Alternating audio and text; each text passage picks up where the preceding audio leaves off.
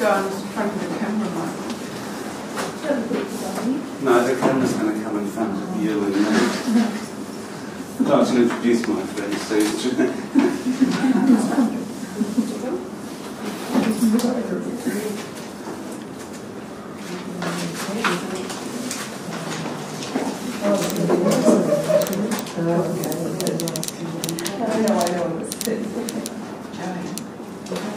It'll be on you soon enough, Joanna.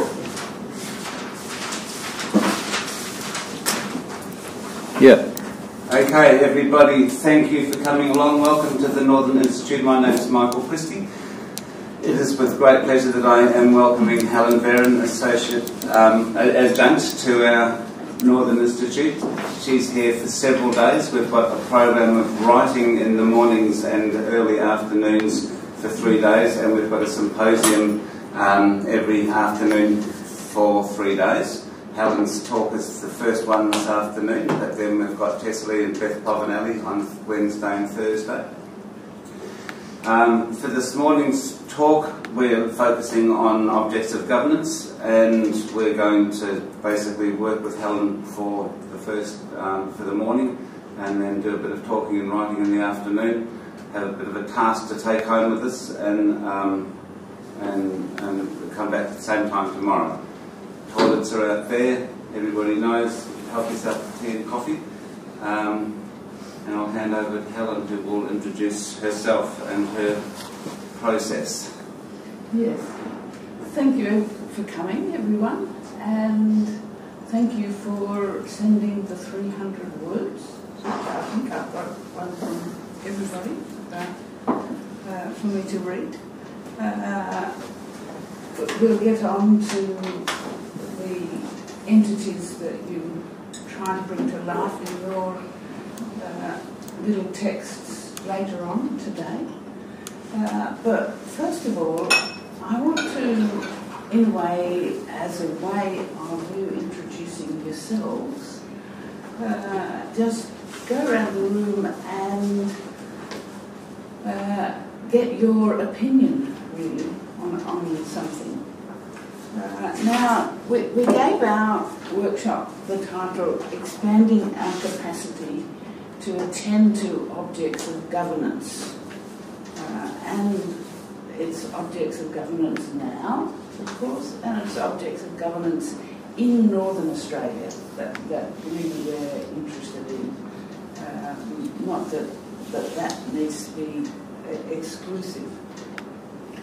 So,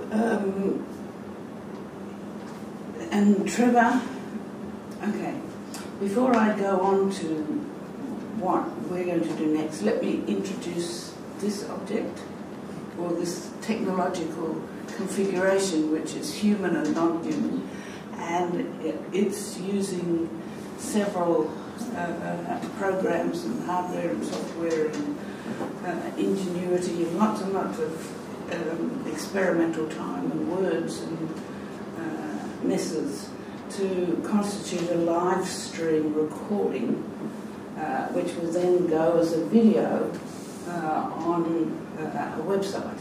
And this is because there's quite a few people who wanted to participate, both in Northern Australia but also in other parts of Australia and perhaps even in Europe, who will then use that recording to become part of our group. Okay, so there's embodied participants, and I suppose we'll just meet the other people in their texts, really. So there's in text participants and embodied participants. But this will cause a few little hiccups and interrupt, sometimes rudely and sometimes unobtrusively. And of course, it's an object of governance. Okay, let's change this now. And what I want us to think about in the beginning is why we might have a conversation, why we might tell stories about what I'm calling objects of governance now. in Northern Australia. So you don't have to have an opinion on that, but if you do have an opinion on it, I thought let's just start with that. So it doesn't have to be particularly profound or insightful, or but it is about well, why you might come to this workshop, I suppose, and do the rather painful work of writing a narrative about things that we usually write out of our stories. Okay, so I'll begin with Trevor, who's got had a very interesting thought last night.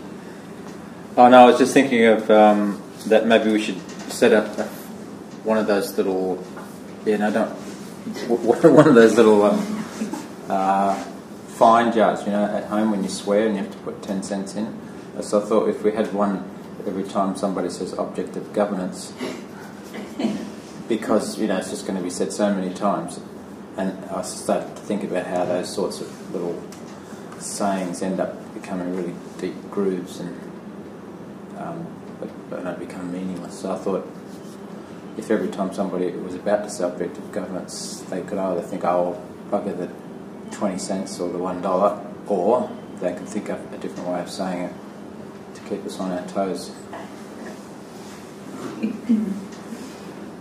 Julie, do you have an idea of why it might be useful to think about? A couple of things.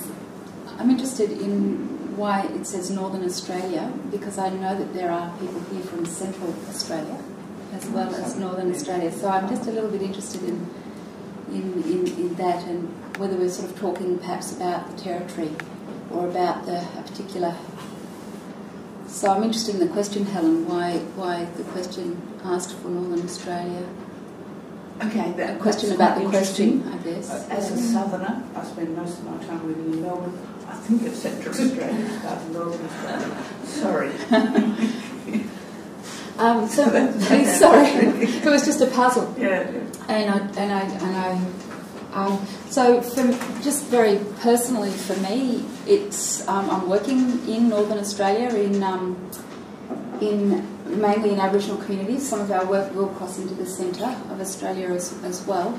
And so for me, personally, it's important to think about objects of governance now, because I'm working with and creating objects of governance all the time in my work or our work.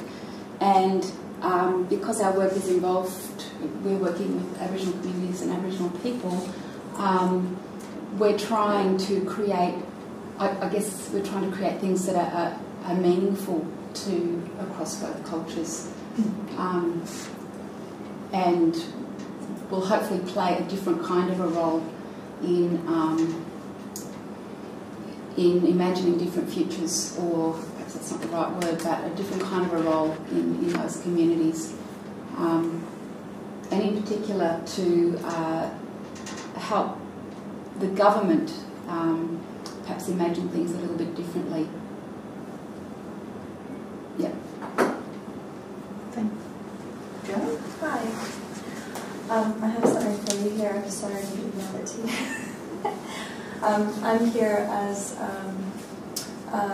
in an effort to try and think a little bit on a wider scale, I suppose, about embarking on a PhD. So I wanted to kind of lift myself out of this. I'm new to Northern Australia, and so a lot of the relevance of my background as an educator, and how I'm seeing that being played out in objects of governance and how they're used to interact with people and the processes that they endure. So you're meeting a whole lot of new ones as you get to know education in Australia. Yeah, so I'm here kind of in a conceptual way. So thanks. Yeah. I'm thinking about objects of governance in terms of the work that we're doing, which is relating Indigenous communities and knowledge practices and government ones together, and trying to think about the problem of stepping back from that and how you can't actually ever step back from it. So to look at objects is a way of trying to avoid taking either a terribly bureaucratic European way of doing something, but also avoiding appropriating an Aboriginal way of doing it. Just looking at how those objects tell us what's going on in that world where two worlds are meeting together and learning to work together creatively. I see our work is trying to do that, and I think looking at objects is a good way into that.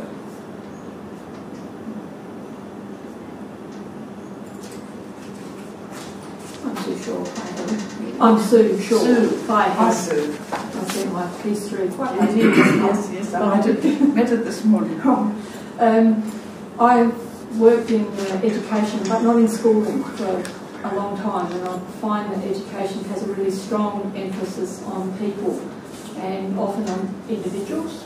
And while I think that I like people and people are really important, I think sometimes focusing in on people and personal relationships stops us from seeing how education works in multiple ways that aren't so good sometimes for a lot of people. And when I thought about objects of governance, I found that I had to keep coming back to thinking about Northern Australia and Western, non-Western ways of knowing.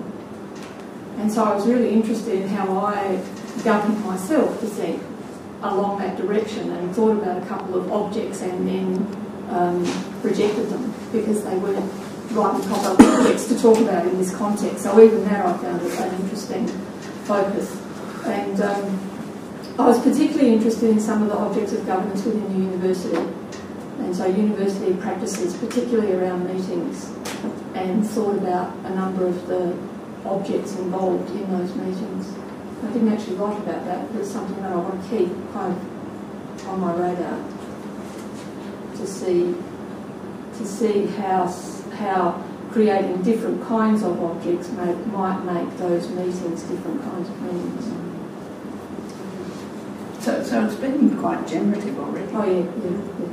And there's a personal dimension to it, trying to work out how to give myself the gift of time to think for 3 days. My job is to encourage other people to do that, and I've been thinking, if I can't do it, what does that mean? Yeah. Elspeth? Hi. Sorry, I also have to send through my thing. I've got it here. I'll just email it across. I've got a couple of objects. I'm involved in a project on heat stress in Northern Australia. And one of those objects is a core temperature body, a pill that you swallow, and it transmits in real time the core temperature of your body. And we're using it in an effort to try and understand how people's practices in relation to their environment, space and time actually shape how the body responds.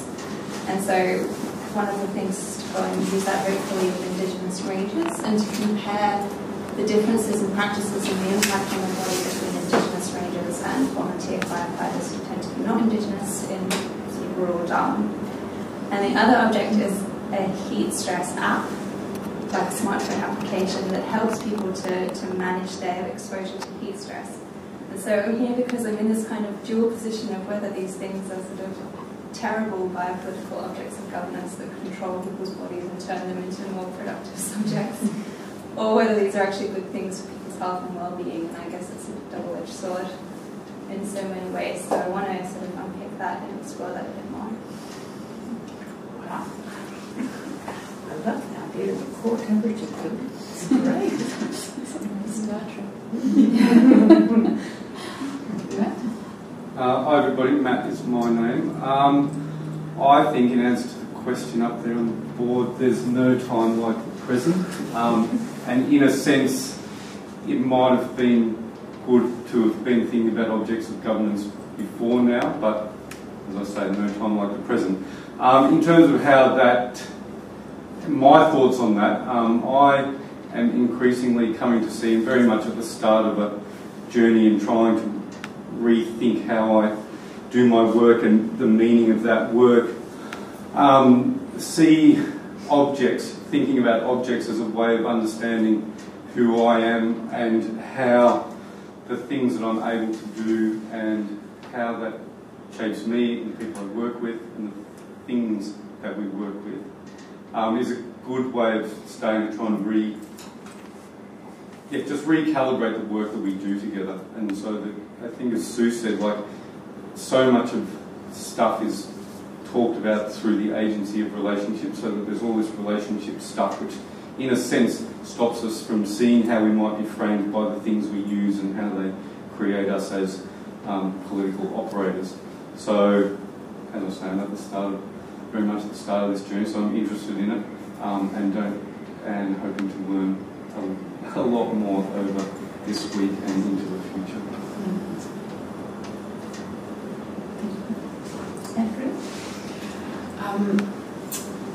I guess, like a lot of us here, working in an Indigenous community, when you're given the opportunity to come out of that community and think and talk in academic terms, there's a little part of you that always says, but so what? What use would this be when I come back to this community? And I think my answer to myself, at least, is that I might see something differently that I may not have seen if I hadn't been prompted to think this way. We often associate tinkering with objects, whereas we may not usually come up with the idea of tinkering with people, but I like that little idea that if we're aware of the complex agency of things and people that we're always dealing with, that these are networks that may perhaps be tinkered with in productive ways. But just on Trevor's challenge about finding other ways to say objects of governance, I heard the grapes of wrath once translated as angry raisins, and I thought that maybe objects of governments are bossy bits. I think we should be giving prizes to the most creative ways.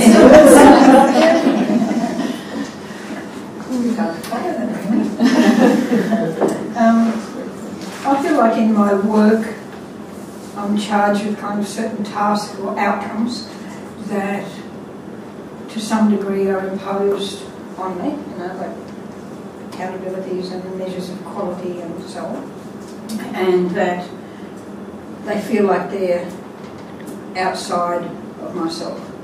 So when I work on communities or when I'm thinking about teaching Indigenous students to be teachers, then it all kind of comes crashing down in a way. It brings me down to earth in a way that makes me want to think about how objects of governance, how what I think are those objects of governance affect who I am as a teacher in this place.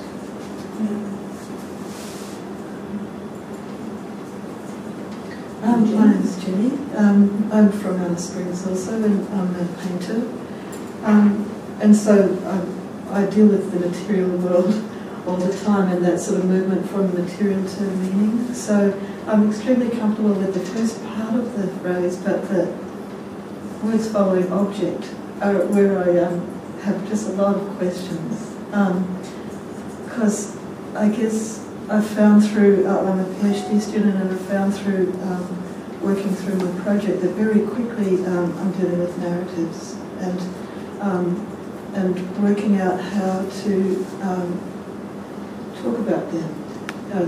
I read a phrase recently, the silence of the learner, and I think it applies to artists as well, like the silence of the artist. So what do you actually do with the things that come out of a close encounter with a place that aren't actually your own stories, and where are they situated and how do you relate to them?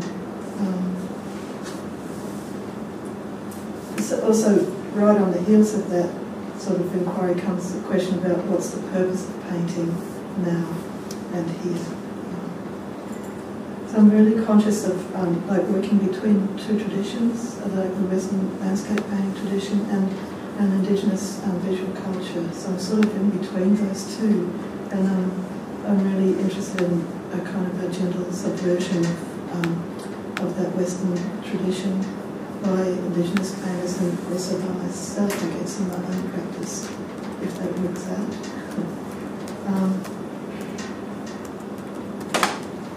I'm interested in the workshop because I think that it's important for us to consider visual arts as a way of bridging some of our practices and another kind of ethics that's to do with like an ecology base, psychic ecology, and a sort of respect for what exists. Thank you. Thanks. My name's Anne Fleming. I work in fisheries and anti-government, and been there for 4 years, and part of our task is to government speak, facilitate the economic development in remote Indigenous communities. I've done a public service management course, understand policies and government processes, systems, frameworks, programs.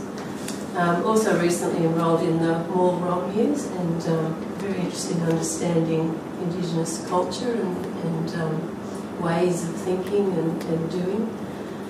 And for a public service manager to bring those two together and affect outcomes within our agency and government is an incredibly difficult task. People attempt it all the time, but there's so much failure. And when I started, I was learning about this because I was new to Darwin as well. And thought, well, are we going to just be another one of those failures on that list? And so that has really taken me on a journey of attempting to learn, what space we're functioning in within government and how we can think differently and the paradigm shifts that need to happen. And I don't really quite understand what objects of governance are yet to answer that question.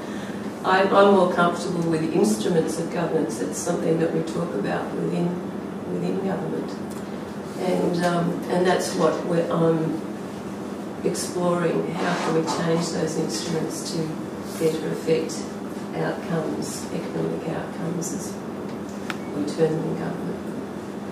And so that's why I'm working very closely with Linda Ford, because she brings that knowledge to that journey, I guess. Interesting question. How an instrument of governance and an object of governance both connected and separated, how might they be the same, how they might be different? Can you give an example of an instrument of government?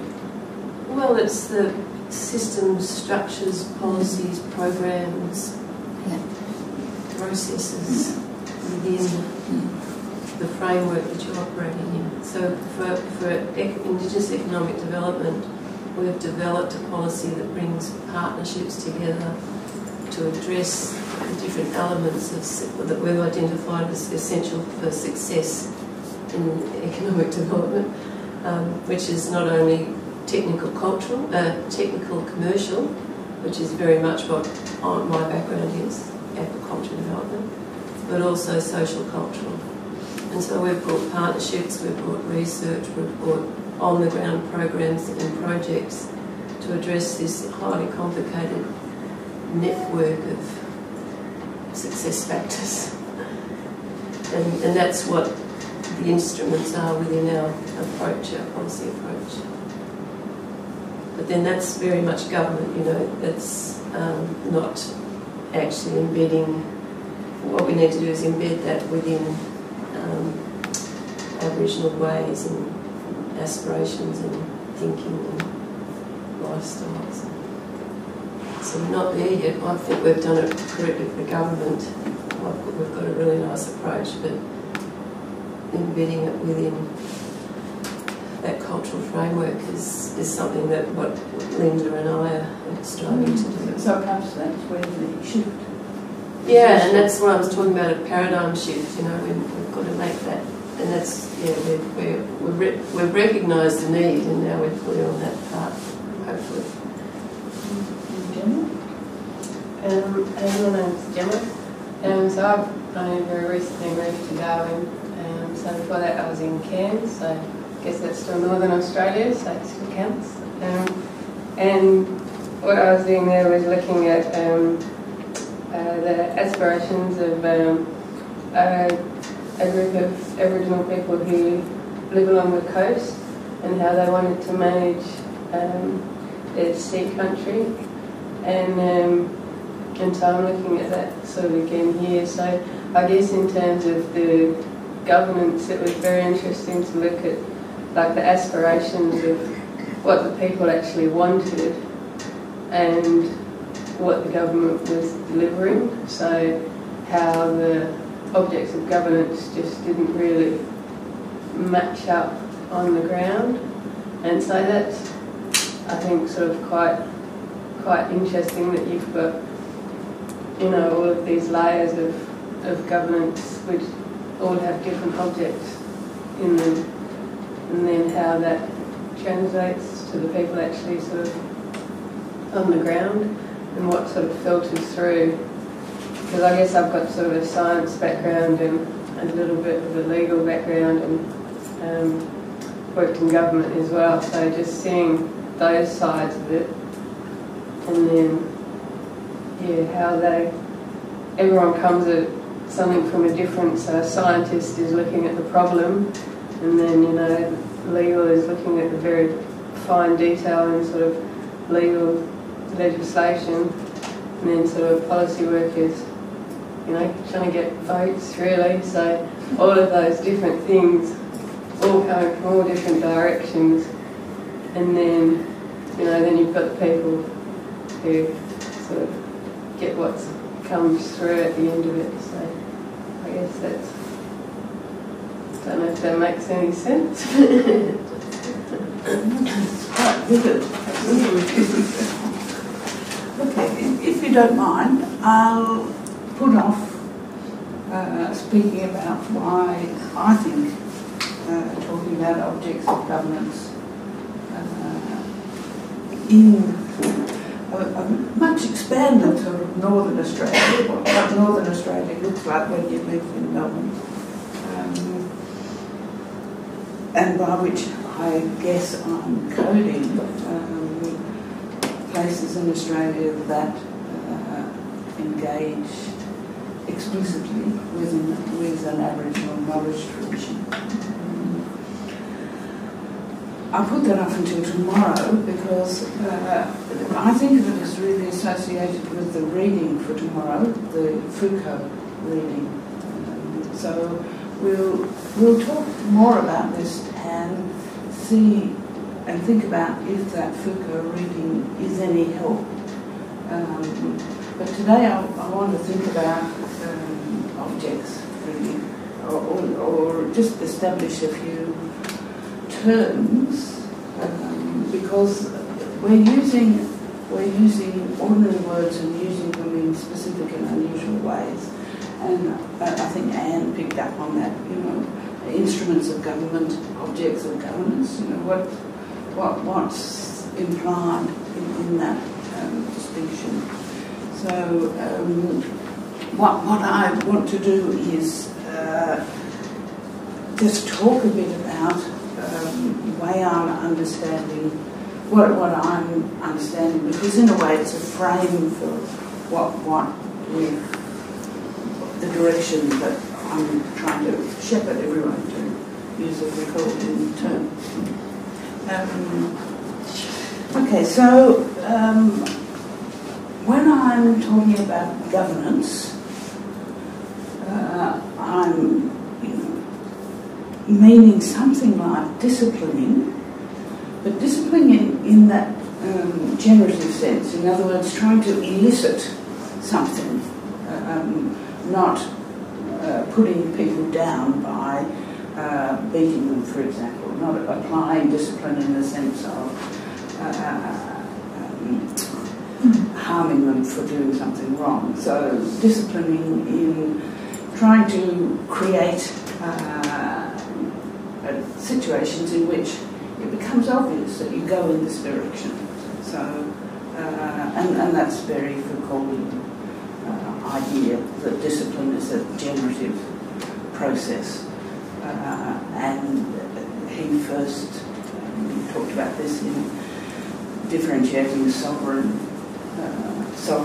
governance, where people are hung publicly as a form of deterrent, to modern governance where people are enclosed in schools and barracks and so on, and bodies and subjects are generated in particular ways to effect a form of governance from the inside, sort of thing.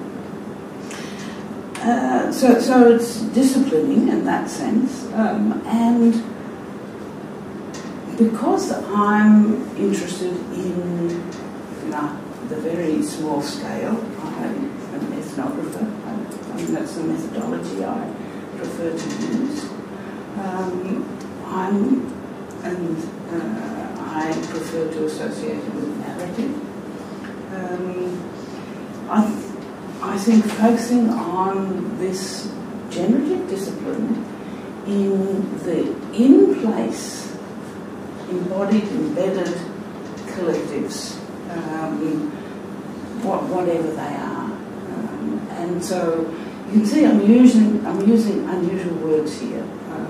They're coming out of a particular scholarly tradition, but let's just meet them in how we want to use them.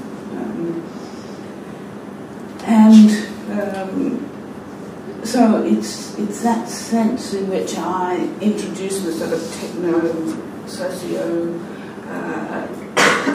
material complex, Trevor and the computer and the recorder and the camera and so on, and as an entity, as the participant entity in the room. Okay, so we're actually doing a sort of in-place collective here, and it's embedded within the Northern Institute.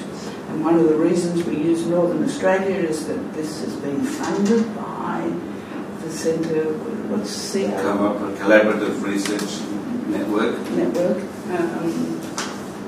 So it's the whole trying to see, if you like, a little core collective at the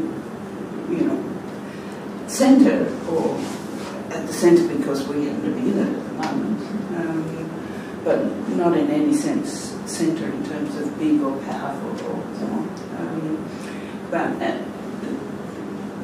with relations that ramify on both socially and technically and culturally, and sometimes they break and so on forever. So it's this sort of vision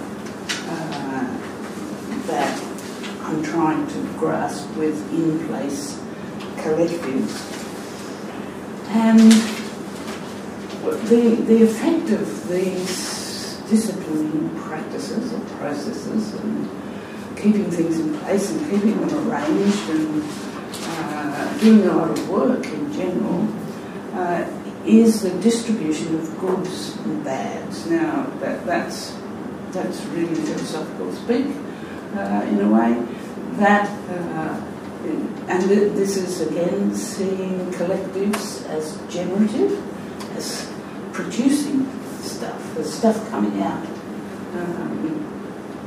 And some of them are good for some people some of the time, and some of them are bad. So just thinking of those goods and bads in that way, as bads in a way make interrupt, interfere, make your life more difficult, thwart your family, and of course there's lots of discussion about what's a good and what's a bad and so on, but let's not get too deep into that. Just goods and bads are a continuum, and that they're experiential in a way. And what's a good now in a particular place for some people might, as another constellation of things, become a bad. So it's a very to me that notion of governance actually it draws inspiration from a story that I was told by an old Aboriginal woman, one of the Limping sisters who died a year or two ago. And she was trying to explain to me how, when we were making a curriculum in Yirrkala, and she conjured up this vision of a water hole, and a freshwater hole, which is actually in an intertidal zone at the top end. And sometimes this water hole is full of fresh water, and sometimes the fresh water is bubbling up very strongly, and sometimes it's full of seawater and so on. So things are changing all the time, but there's the bubbles, there's the water bubbling up, and so it's this generative image of a freshwater hole, and of course these are sacred because they were made by the digging sticks of ancestors of the jungle sisters. So it's this, and she gave me that image and said, keep it in mind, it'll be very useful, and indeed it has been. And so there's that image behind governance. Now, can I just ask, if you talk about the collective distributing good and bads, are they also producing good and bads, or yes. Is that not pre-existent good and no, bad? that's what in-place collectives are. They're generative. Generating. Yes. Thank you. Yes. So that, I mean, that the entities are emerging in the waterhole. Okay, so I've used objects, but I've immediately then switched to entities. I actually prefer entities,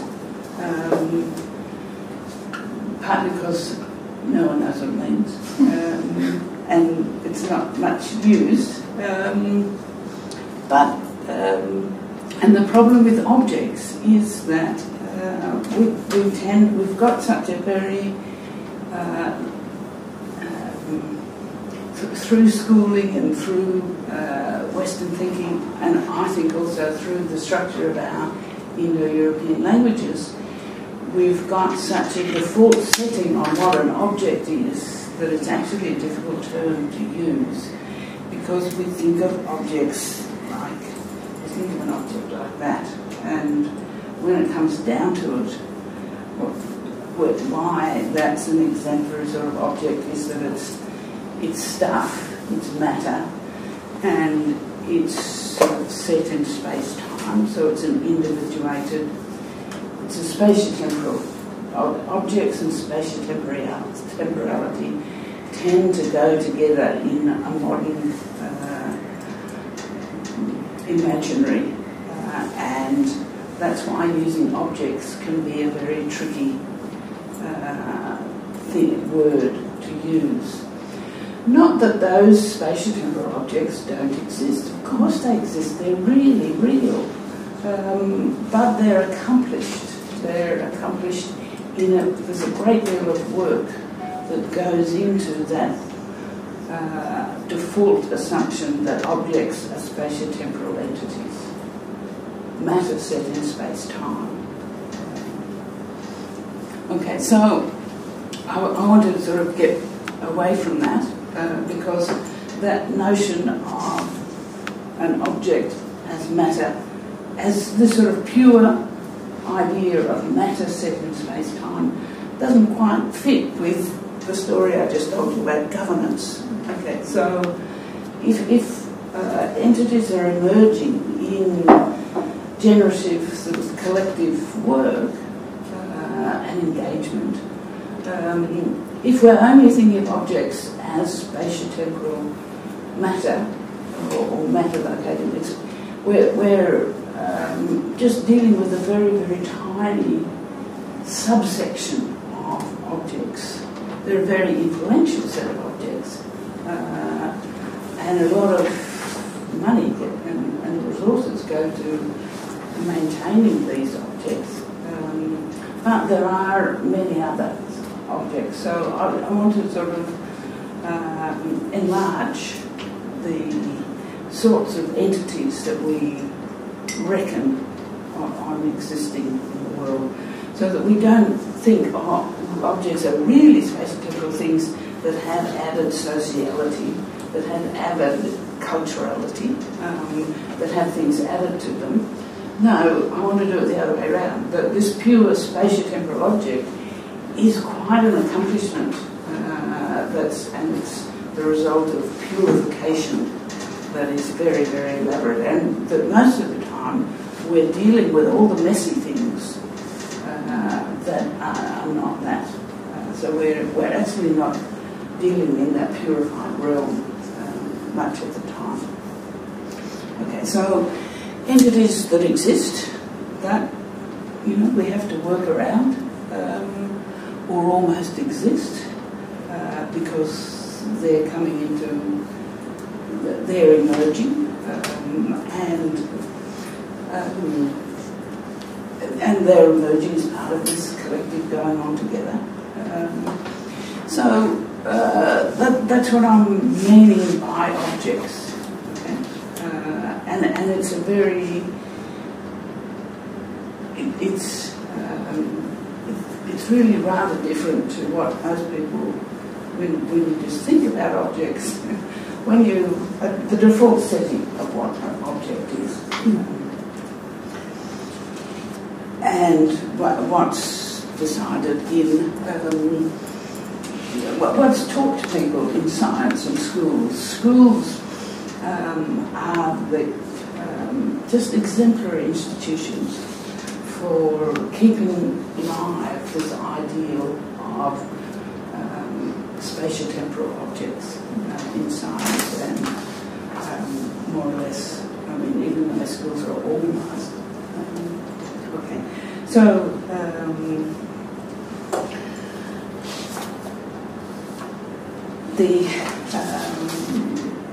just continuing. Okay, so if I'm talking about expanding our capacity, who's the we? What's this our that who's this we that I can just sort of say our, and people, I mean, they say, yeah, that's me, I belong there.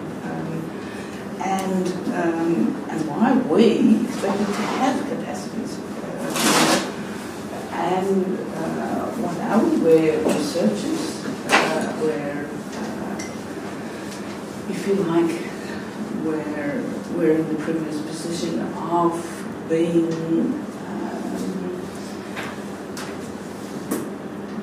making commentaries, making analytic commentaries, to have a various capacity to intervene, which we're authorised to by this collective going on. So this we are a set of professionals, and this doesn't mean that we're above and manipulating what's going on down there. We're just part of it. I mean, when you have this idea of governance, or when you really take on this idea of the collective as emergent in particular here and nows, the role of academics, government officials, teachers, researchers, you just become down there with everybody else. You're just a participant. You don't have any privileged view. you don't have a view from everywhere which enables you to see here and here and here. You're just there with everybody else, mucking in, doing the best you can in very... sometimes you have no idea what, you don't have a coherent story. And so we're there, stories are there too, and narratives are there as participants in that collective. But when everything just gets into this one messy place, a whole lot of things change, and the we change, and we recognise what an accomplishment that we have to keep going. We have to keep working to keep this we going,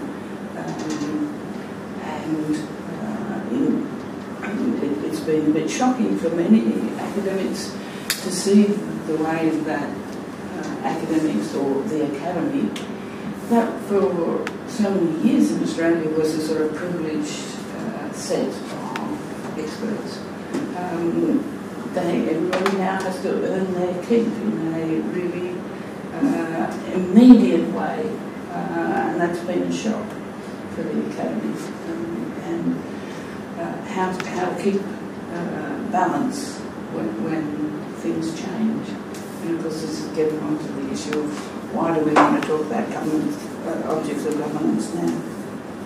So why are we expected to have capacity if you take this view that we work in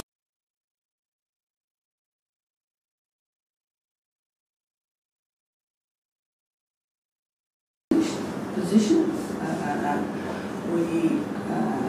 And one of the sources of privilege, I think, is writing. And I think the craft of writing should not be underestimated as a crucial element in what it is that we, as commentators down there, messing with everybody else, just more fortunate, more resourced than some others for totally contingent reasons or whatever. Capacities, I mean, there's a responsibility, is what I'm saying. And also, like Catherine Pine-Adelson said, that sort of notion of dual participation. So as you do the messiness in there, you actually have this work that is communicating and drawing in a whole other range of people, so that there is a privilege there that needs to be used. Yeah, and you've got responsibilities to both. I mean, you are responsible to, accountable to both. Both? Yeah. Both the academy and... The group that you're working with, messing around with. Yes, and very often they are not. They don't sit comfortably together, those accountabilities. Right, so it's not just a commentator. No, but it's a go-between. Yeah. But it's an intervener, and commentaries are interventions. Right. So I don't mean to use commentator as a removed judging observer position. A commentator who's someone will say, you can't say that, or so. Yes. So the we, I think, is important to think about. And what's this expanding business? Is it? And what could expansion possibly be? Expansion of those capacities.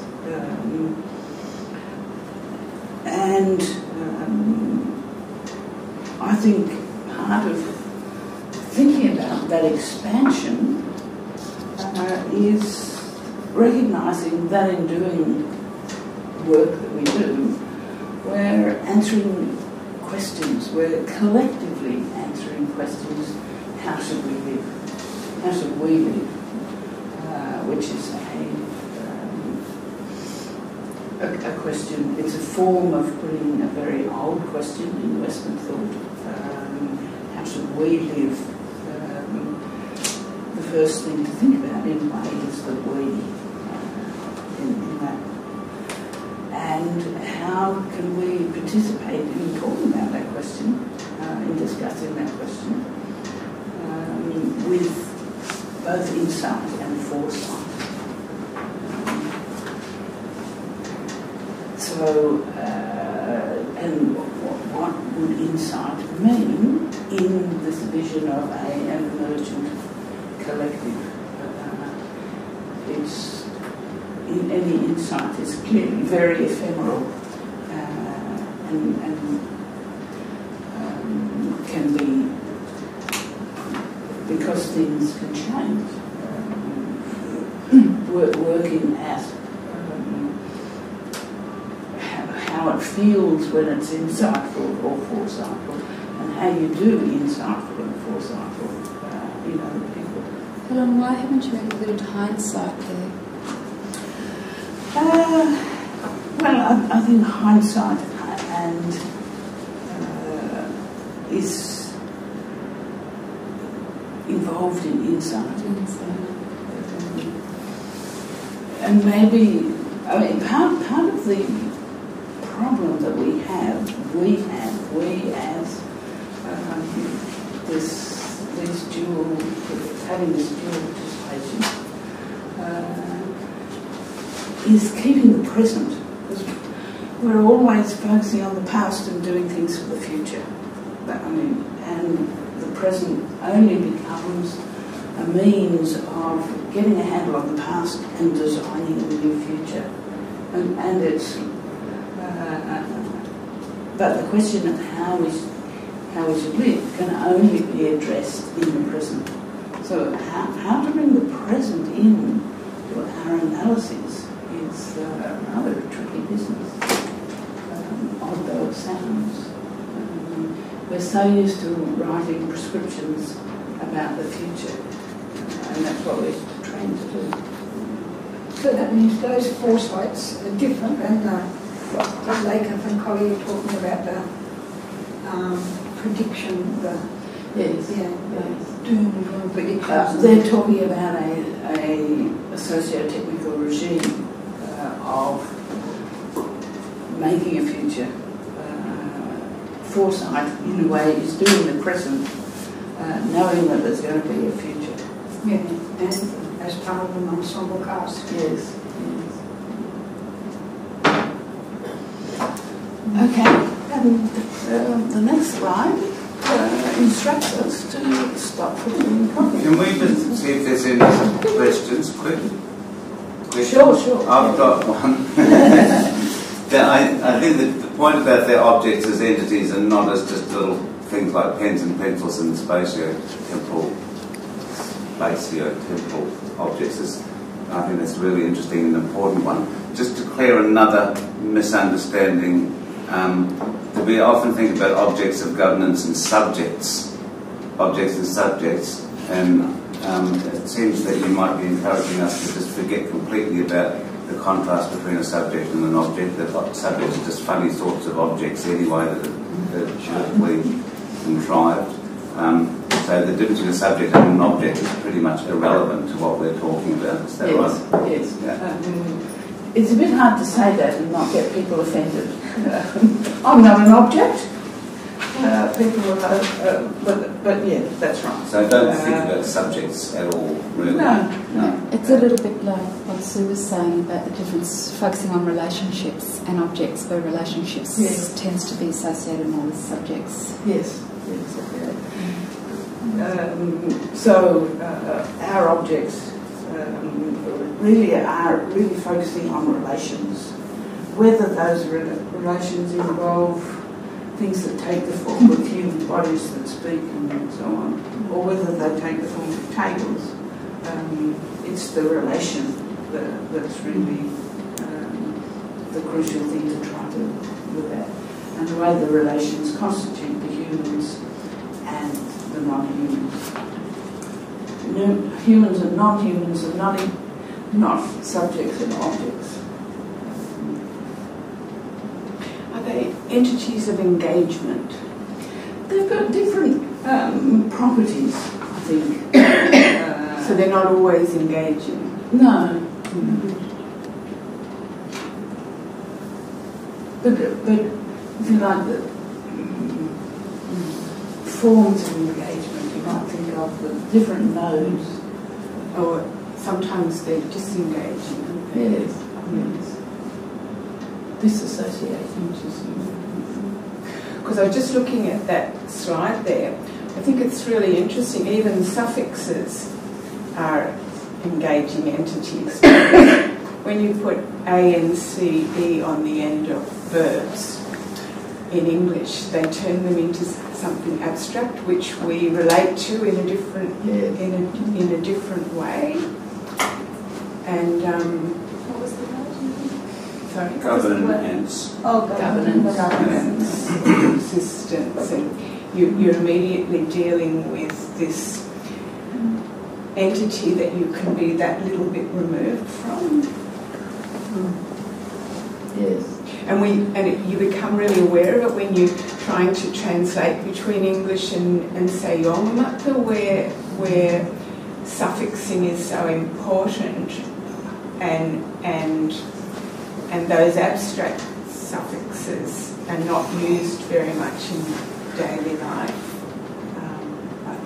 I mean, there's a mechanism for doing it, but Yeah, it's an interesting way we talk to each other with suffixes. So, language.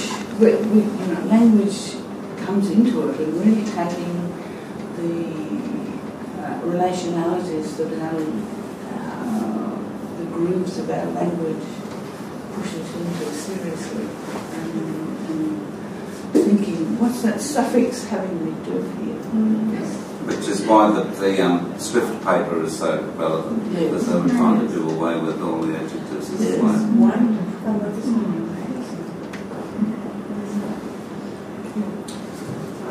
Okay, we have snacks and tea and coffee. That I would recommend, if you don't like lukewarm tea, to just use the boiling water out of the tap.